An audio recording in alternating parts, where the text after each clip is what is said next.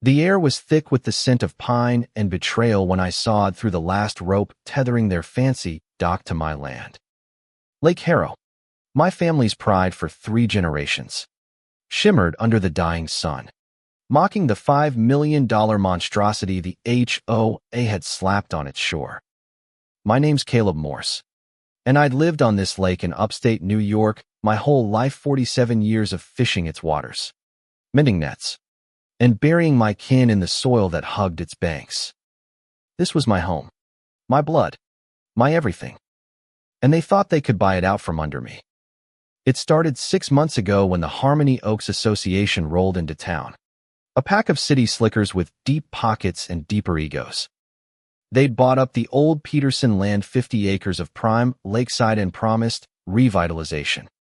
Fancy word for bulldozing history to build a glass and steel cabin that looked like it belonged in a sci-fi flick.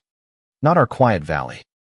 The locals, mostly farmers and small-town folk, grumbled but stayed quiet. Money talks louder than pride in these parts. But then they built that dock. A gleaming, pretentious thing, stretching out like a middle finger across my water. My family's deed, older than their HOA's charter, gave me sole rights to the lake's western shore. They didn't ask, didn't even knock, just drove pilings into the lake bed and called it theirs. I tried talking letters, meetings, even a polite visit with my sister Ellie's famous peach cobbler. They laughed me off, said I was standing in the way of progress. Progress. That word tasted like ash. So there I was, hacksaw in hand, my boots sinking into the mud as their dock groaned and slipped free. The ropes snapped with a twang, and the whole structure lurched, floating aimlessly into the open water. I didn't expect the Rishunger. Yes, but also a spark of something wild, like I'd taken back a piece of my soul. The HOA's president, a guy named Victor Langston with a suit worth more than my tractor, stood on the hill, screaming about lawsuits. His wife, Evelyn, clutched her pearls, her face pale as the moon. I just stood there, hacksaw dangling, watching their precious dock drift like a ghost ship. The locals gathered behind me, a ragtag crew of neighbors who'd had enough. Old Man Tucker, who'd lost half his orchard to their eminent domain nonsense, clapped me on the back. Sarah Klein, the diner owner, whispered, "You started something, Caleb." I didn't know if she meant trouble or revolution. Maybe both. By morning, the news had spread faster than a brush fire. The local paper ran a headline, "Farmer Fights Back, Lake Harrow Standoff Escalates." My phone buzzed with texts, some cheering, some cursing. My cousin Nate, who ran the feed store, warned me the HOA had lawyers sharper than my saw. But I wasn't thinking about lawyers. I was thinking about my dad, who'd taught me to fish on that lake, and my grandma, who'd buried her wedding ring in the soil when the bank tried to take our land in '82. This wasn't just about a dock. It was about roots. Victor showed up at my farmhouse that afternoon, his Mercedes kicking up dust on my gravel drive.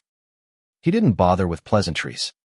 "You've made a mistake, Morse," he said, tossing a legal notice on my porch. "That dock cost $80. 000. You'll pay for it, one way or another." His eyes were cold, like a snake's, but I saw a flicker of something else, fear. Maybe. Good. Let him feel what it's like to lose something. I didn't say a word, just handed him back the paper and shut the door. But as his car peeled out, I knew this was far from over. The HOA had money, power, and a knack for twisting the law. Me, I had a rusty hacksaw, a stubborn streak, and a lake that whispered my family's name. I wasn't backing down. That night, I sat on my porch, the lake glinting under the stars. Ellie brought me a beer and sat beside me. "You sure about this, Caleb?" she asked, her voice soft but steady. I nodded, though my gut churned. I'd cut their dock, sure, but I'd also cut open a wound mine. Theirs, the whole damn town's. and wounds like that don't heal clean. The next morning, Lake Harrow was a battleground of whispers and glares. I woke to find my mailbox stuffed with letters, some from neighbors pledging support, others from HOA loyalists calling me a vandal. By noon, a news van from Syracuse parked on the county road, its crew filming the drifting dock, now tangled in reeds half a mile out. I didn't ask for the spotlight, but it found me anyway. Victor Langston wasn't wasting time. He called an emergency HOA meeting at their shiny new community center, a building that screamed money while the rest of us patched our barns with duct tape. I wasn't invited, but Sarah Klein slipped me the details. They're planning to sue you into the ground. Caleb, she said over coffee at her diner. Victor's got a lawyer from Albany, some hotshot named Rachel Cohn. Says she's never lost a case. I sipped my coffee, the bitterness matching my mood. Let him try, I said, but my hands shook. I wasn't rich. My farm barely broke even, and my savings were a jar of quarters under my bed. If they dragged me to court, I'd lose everything: land, home, the lake itself. Still, I couldn't shake the image of that dock drifting free, a symbol of something bigger than me. That afternoon, I walked the lake's edge, checking my traps for crayfish. The water was clear, reflecting the pines like a mirror. My dad used to say this lake held secrets, old native stories, lost fishing lures, even a sunken rowboat from the 50s. Now it held their dock, and my defiance. As I hauled up a trap, I saw Victor's wife, Evelyn, standing on their manicured lawn, binoculars trained on the lake. She spotted me and waved, not friendly-like, but sharp, like a challenge. I didn't wave back. By evening, the HOA had posted signs around town: lake access restricted, HOA property. My blood boiled. Restricted. My family had fished this lake since before their gated community was a gleam in some developer's eye. I grabbed my toolbox and headed to the nearest sign, ready to rip it down, when Tucker stopped me. Easy, Caleb, he said, his voice gravelly from years of chewing tobacco. You're playing their game now. They want you to snap. He was right, but it didn't cool the fire in my chest. Instead, I went home and dug through my dad's old files, looking for our deed. It was yellowed, creased, but clear. The Morse family owned the Western Shore. No question. I called Nate, who knew a guy who knew a lawyer in town, a scrappy woman named Lila Hayes who took cases for folks like us. She agreed to meet me the next day. No charge for the first sit-down. Sounds like you've got a fight on your hands, she said over the phone, her voice warm but sharp. Good. I like a fight. The truth started to unravel at that meeting. Lila spread the deed across my kitchen table, her finger tracing the boundary lines. This is ironclad, she said. The HOA's claim to the lakebed is shaky at best. They didn't do their homework. She leaned back, her eyes glinting. But Caleb, you cutting that dock, that's destruction of property. They've got you there unless we can prove it was self-defense of your rights. Self-defense. The word stuck with me. I hadn't thought of it like that, but it fit. They'd invaded my land, my legacy. I was protecting what was mine. Still, Lila warned me the HOA wouldn't play fair. They had money, connections, and a knack for spinning stories. Sure enough, by the next day, their lawyer Rachel Cohn had filed a restraining order, barring me from interfering with HOA property. The sheriff, a guy I'd gone to high school with, served it himself, looking apologetic. Just doing my job. Caleb, he muttered. I wasn't deterred. If they wanted a fight, I'd give them one. I started talking to neighbors, rallying them. Sarah offered her diner as a meeting spot. Tucker brought his brother, a retired surveyor who knew the land's history. Even Ellie, usually the peacemaker, got fired up, baking extra pies to fuel our late-night strategy sessions. We weren't just fighting for my lake anymore. We were fighting for our town, our way of life. But the HOA wasn't sitting idle. Victor and his crew started spreading rumors said I was a drunk, a troublemaker, that I'd sabotaged their cabin's plumbing too. Lies. But they stuck in some folks' minds. The diner lost customers. Someone spray-painted traitor on Tucker's barn. The line between us and them was drawn, and it was getting uglier by the day. The standoff hit fever pitch a week later at the town hall.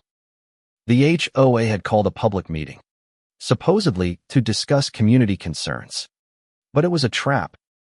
Victor stood at the podium, his voice smooth as oil, painting me as a reckless vigilante who'd endangered their peaceful community. The room was split, half the crowd booed, half cheered. I sat in the back, my hat pulled low, feeling the weight of every stare. Lila stood up, her voice cutting through the noise like a blade. "Mr. Langston, your client's cabin is built on disputed land," she said, holding up a copy of my deed. "And that doc, it violates Caleb Morse's property rights, as granted in 1897. The room erupted. Victor's face reddened, but Rachel Cohn, his lawyer, took the mic, her tone icy. "Mr. Morse's actions were criminal, and we'll prove it in court. This isn't about rights, it's about vandalism." I couldn't stay quiet. I stood, my voice shaking but loud. "That lake's been my family's for a century. You didn't ask, didn't care. You think money buys everything, but it don't buy my home." The crowd roared, some clapping, others hissing. Sarah grabbed my arm, whispering, "You're poking a bear, Caleb." Maybe I was, but that bear had claws in my land. After the meeting, the HOA doubled down. They hired security to patrol their cabin and the lake. Beefy guys in black polos who glared at anyone who came near. They filed a lawsuit, claiming $100,000 in damages for the dock and emotional distress. Emotional distress ironic, coming from folks who'd bulldozed our peace. Lila said we had a strong case, but court would take months, maybe years. I didn't have years. My farm was bleeding money, and the stress was wearing Ellie down. She'd started coughing, a dry hack that scared me more than any lawsuit. Then came the bombshell. Tucker's brother, the surveyor, found old county records showing the HOA's land purchase was fishy. The Peterson family hadn't owned the full 50 acres they sold. Part of it overlapped with my deed. The HOA knew and pushed the sale through anyway, bribing a county clerk to lose the paperwork. It was fraud, plain and simple. Lila's eyes lit up when she saw the evidence. "This changes everything," she said. "We've got them on the ropes." But the HOA wasn't done. They started leaning on the town, threatening to pull funding for the local school if the council didn't back their claim. The mayor, a spineless guy named Phil, started avoiding me. Even some neighbors wavered, scared of losing what little they had. I felt the ground shifting under me, but I kept going. I had to. For Dad, for Grandma, for the lake. One night, I caught one of their security guys snooping near my barn. He was young, barely 20, and scared when I shone my flashlight in his face. "Just following orders," he mumbled. I let him go but kept his walkie-talkie. It crackled with Victor's voice, barking about keeping Morse in line. That's when I knew they weren't just fighting for the lake. They were fighting to break me. I called another meeting at the diner, and this time, the room was packed. Farmers, shopkeepers, even kids who'd grown up swimming in Lake Harrow showed up. We weren't just a crowd. We were a force. Lila laid out the plan. We'd file a counter lawsuit, expose the HOA's fraud, and rally the town to block their permits. It was a long shot, but it was ours. As we talked, I looked out the diner's window and saw the lake, calm and steady, like it was waiting for us to catch up. The fight spilled into the open like a busted dam. The HOA's security patrols became a daily sight. their black SUVs prowling the back roads, intimidating anyone who spoke out. My mailbox was smashed one night, and Ellie's car tires were slashed. The message was clear: back off or pay. But I'd come too far to quit. The lake was my line in the sand, and I wasn't stepping over it. Lila filed our counter lawsuit, alleging fraud and trespass. The evidence, those old county records, was damning. But the HOA's lawyer, Rachel Cohn, was a shark. She buried us in motions, delays, and legal jargon that cost me sleepless nights and every penny I had. The farm suffered. I couldn't afford new seed, and my tractor broke down, rusting in the field. Ellie's cough worsened, and the doctor's bills piled up. I felt like I was drowning, but every time I looked at the lake, I remembered why I was fighting. The town was splitting apart. Some folks, like Sarah and Tucker, stood firm, organizing protests and spreading the word on social media. A hashtag, Save Lake Harrow, started trending, catching the eye of a reporter from Albany. She interviewed me on my porch, the lake sparkling behind us. This isn't just about me, I told her. It's about what happens when money thinks it can erase history. The story aired, and suddenly, we weren't alone. Letters poured in from across the state, some with small donations, others with stories of their own fights against greedy developers. But the HOA hit back harder. They leaked a doctored photo of me holding a rifle near their cabin, claiming I'd threatened them. It was a lie. I hadn't touched my hunting rifle in years, but it turned some folks against me. The diner's windows were smashed, and Sarah got a threatening call telling her to stay out of it. Even Lila got spooked when her office was broken into, though nothing was stolen. They were trying to scare us into silence. Then came the court date.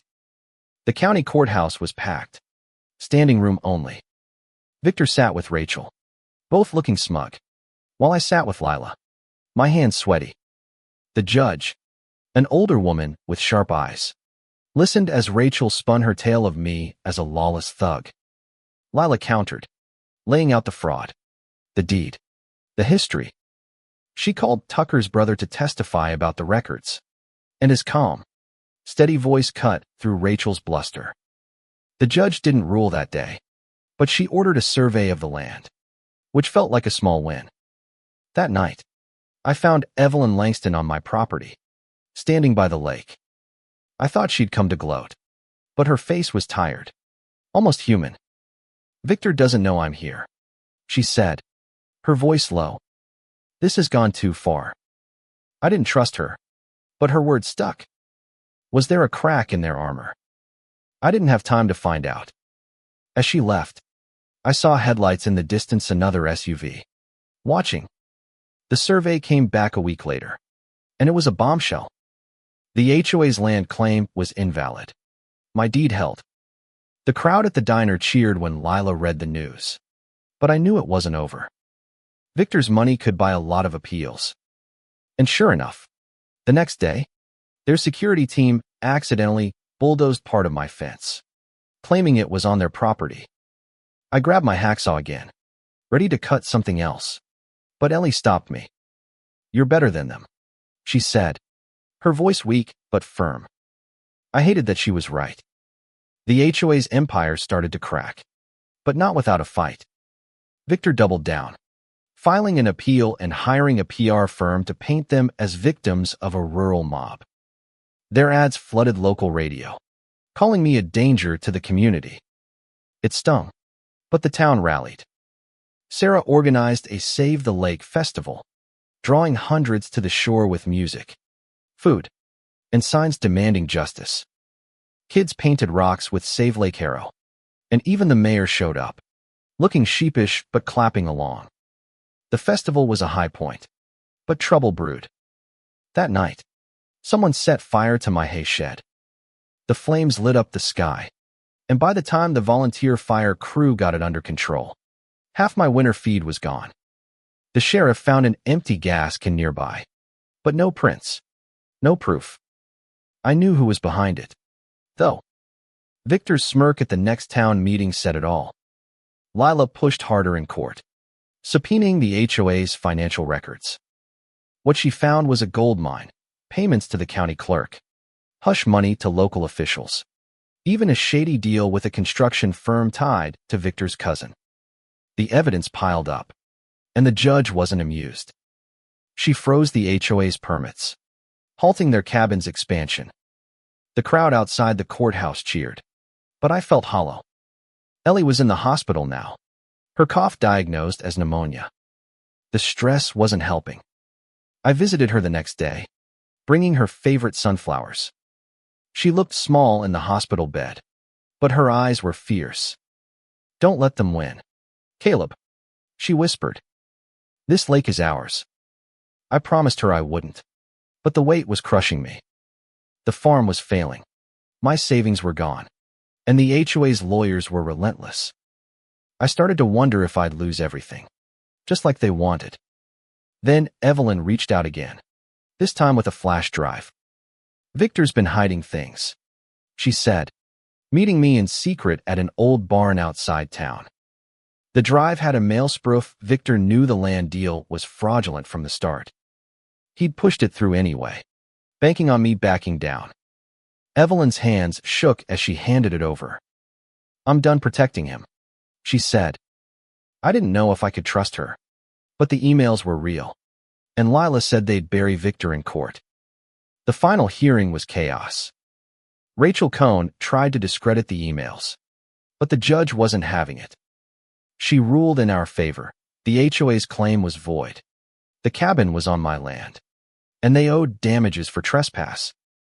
The courtroom erupted, but Victor just sat there, stone-faced.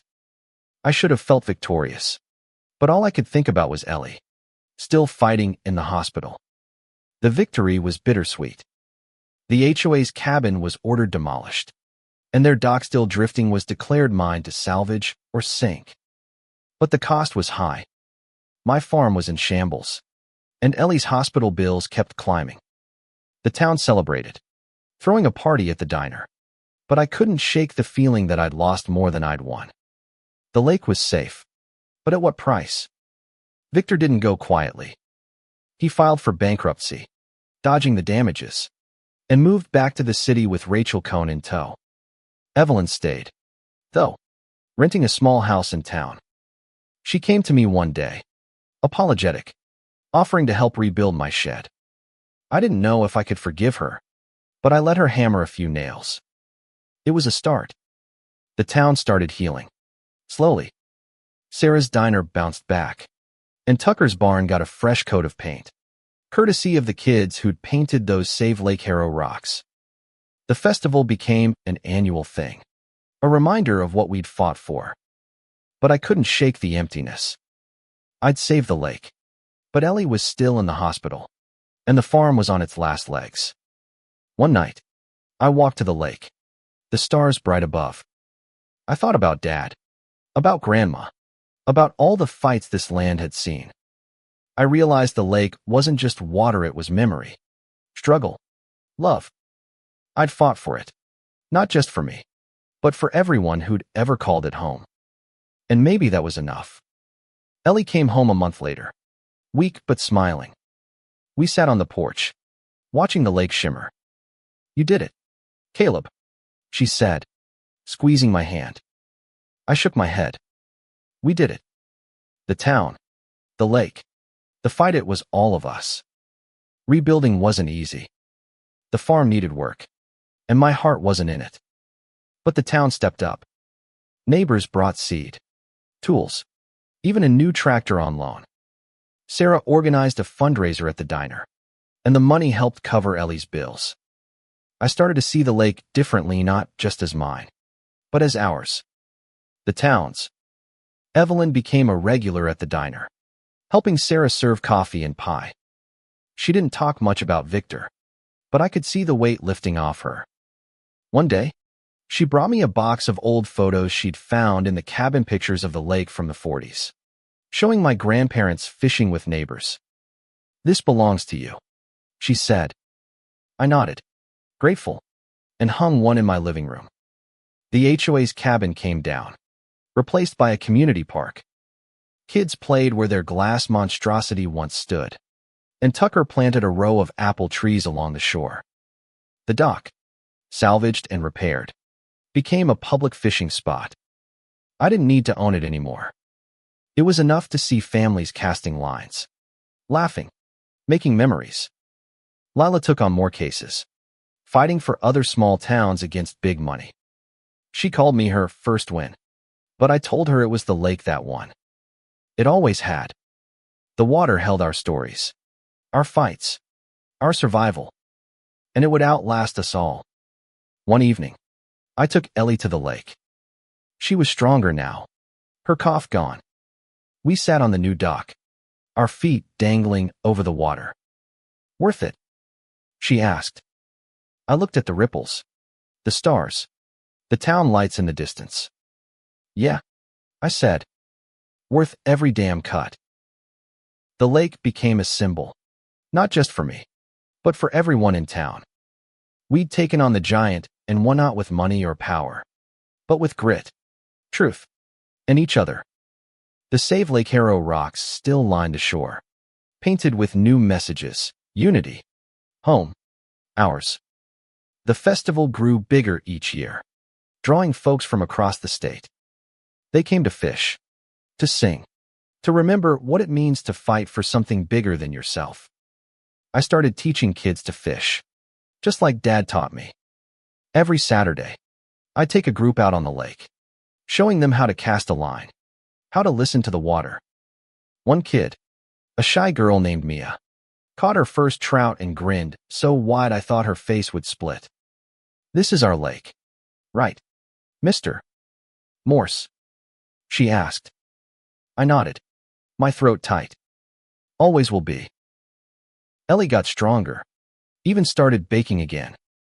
Her peach cobbler became the festival's star, and she'd laugh, saying it was her secret weapon in the fight. Sarah expanded the diner, adding a patio overlooking the lake. Tucker's orchard thrived, and he named a new apple variety Harrow Heart. Even Evelyn found her place, volunteering at the school, teaching art to kids who'd never held a paintbrush. The lake was different now, alive with new stories. I'd walk its banks at dawn, feeling the ghosts of my family in the breeze. I'd won, but more than that, I'd learned. The lake wasn't just mine to keep, it was mine to share. And in sharing it, I found something I hadn't expected: peace. One night, under a full moon, I stood by the water, the sign from that first day still there. Its yellow letters faded but bold: "This lake belongs to us all." I smiled, knowing it was true. The fight had cost me scars, sleepless nights, a shed full of hay, but it gave me something too. A town, a family, a home. And as the lake rippled, carrying its secrets and ours, I knew we'd keep fighting for it. Not with hacksaws, but with stories, with love, with the stubborn, beating heart of a place that refused to be bought.